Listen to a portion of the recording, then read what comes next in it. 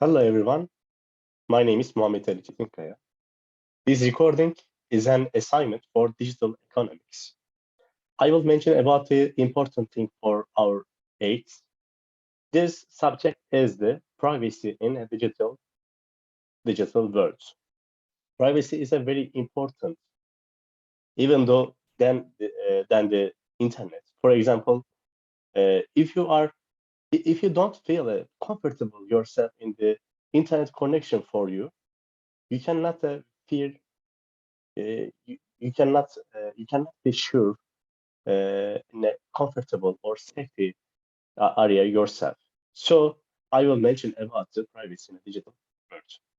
If you want, I can share with my screen with you. And first of all, like that, we can start like this. This subject is the privacy in a digital world. Technological progress has created a situation of self-tension and incompatibility between the right to privacy and the extensive data pooling on which the digital economy is based. This development requires new thinking about the substance of that right.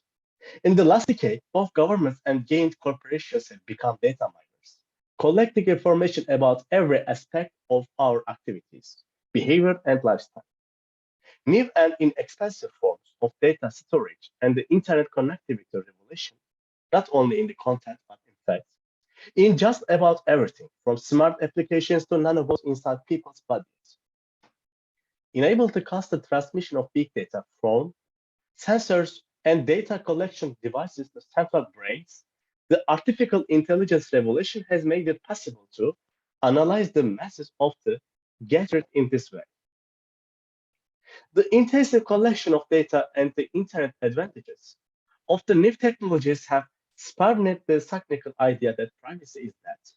And we might as well just get used to the fact in that, in what follows, I will describe three aspects of the right to privacy that have become especially relevant in the digital world.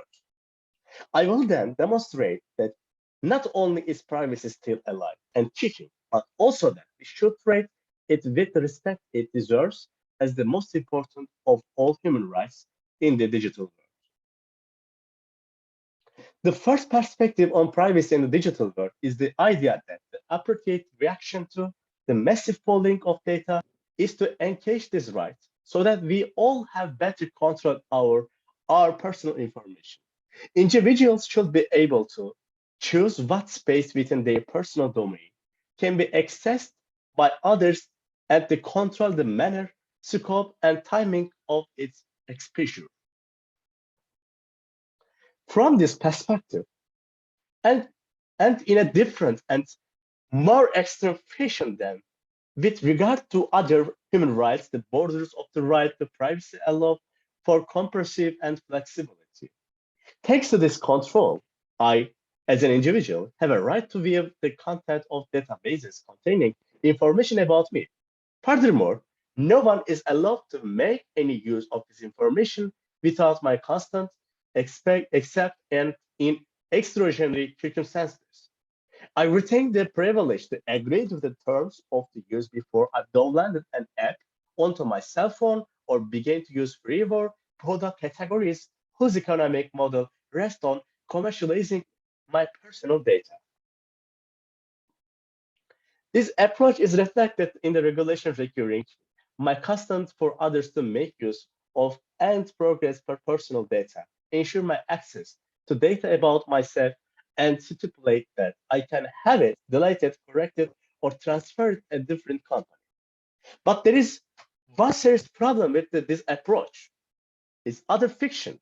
Simply isn't possible to speak about consent to violations of privacy in a world in which data is processed in many ways and for many purposes, some of which cannot be frozen at the same time when consent is granted. Furthermore, every beginning scholar of behavioral psychology will tell you that no one reads the terms of use, even then they are phrased consensually or displayed in a large print, neither of which indicates, of course.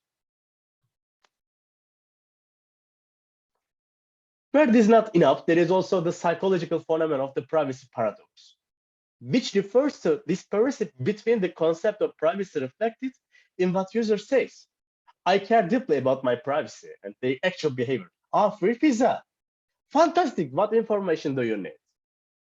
The downside of the notation of privacy as a control is that our control of our personal data is skewed to fictional.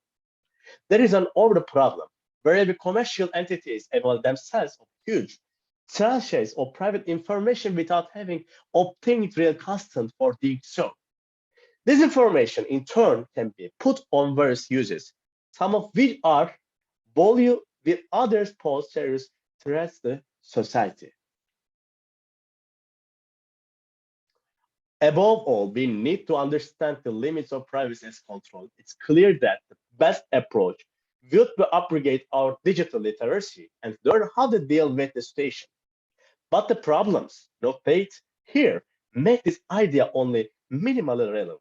Perhaps the solution is to start with clear legislation, national or international, that defines reasonable and legitimate uses of personal information and mandates companies to obtain the consent of the individual involved only when the proposed use does not fall into that category. Somewhat paradoxically, the second approach to the right, the privacy in the digital world, relates to the most basic and classical condition of the right to privacy, the right of the be left alone. This refers to our right to preserve and protect our identity and maintain a safe and protected space around our body, thoughts, feeling, darkest, secrets, lifestyle, and intimate activities. A world with sensors and surveillance cameras all around us, along with recording devices and gateways that are constantly monitoring what we do, has far-reaching psychological ramifications. In the discourse on privacy, we tend to deal chiefly with questions of controlling the transmission of management of information after it has been collected. With regards to the issues of data anonymization, security, and encryption. But what we need at the present time is to ask whether there really is commercial, business, or public needed to collect our private data so obviously.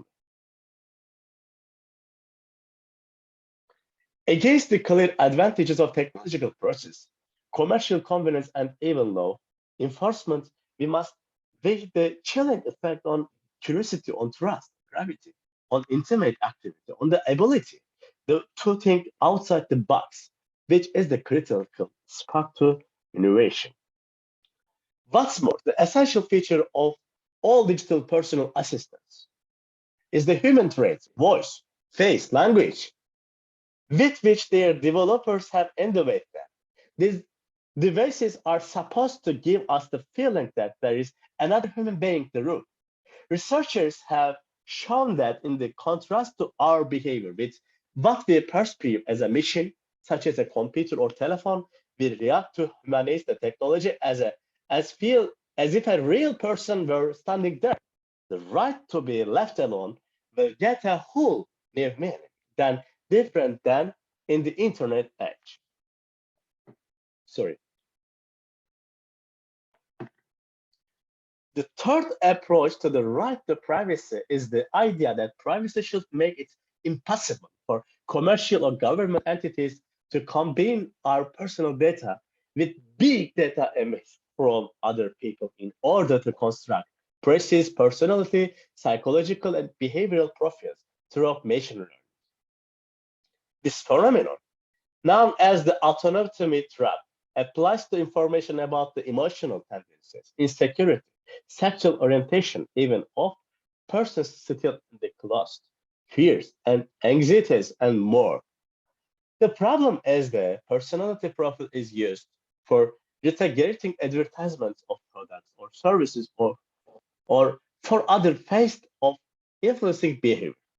All of it in a way that is partially tolerated to the needs associated with the profile. In a world which it's possible to pull and analyze information about us in order to generate buying and behavior recommendations just for you. Purchases on Amazon, shows on Netflix, navigation guides on such as Waze. We, in effect, are unwittingly surrendering some of our decision, making autonomous systems that now what is the best route to our destination and what we should eat.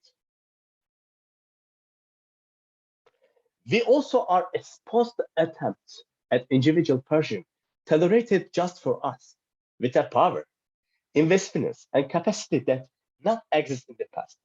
Think self, restraint preferences algorithms, power devices such as personal assistants, whose purpose is to learn as much about as possible what we are interested in, who our friends are, our habits, our moods, and then to help us by sending message, making phone calls, setting appointments, ordering products, or making travel reservations. We must remember the slippery slope from the use of techniques for collecting personal information in order to offer products and services, and the use of the very same techniques to influence our thoughts creates an autonomy trap about beliefs and undermines our trust in democratic institutions. In brief, manipulates elections. The Cambridge Analytica scandal in the spring of 2018, which took to the light of the exploration of personal data in order to sway the election in many countries, shows that the right to privacy goes far beyond individual control of information and extends to threat the very possibility of conducting a sound democratic process and thus of protecting all human rights. And so, in digital world, privacy must be seen as a crucially important right for us as a society, as a collective.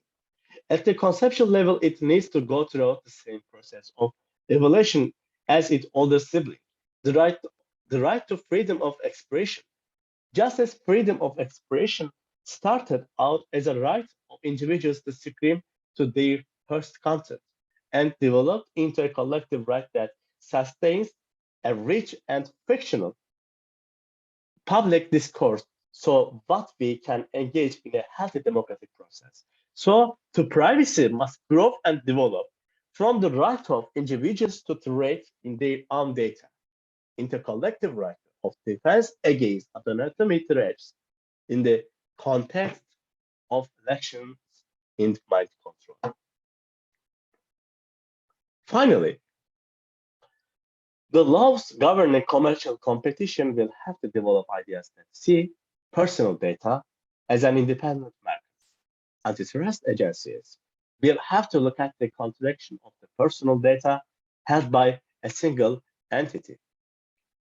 By the same token, the laws on election propaganda will have to regulate what types of personal information may not be exploited in campaigns and determine whether there are techniques whose persuasive and manipulative powers are so great that they should be banned.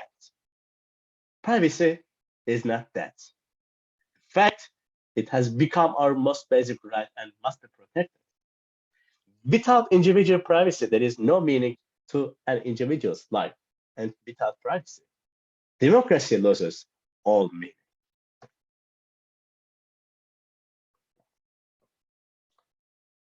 Thanks for listening.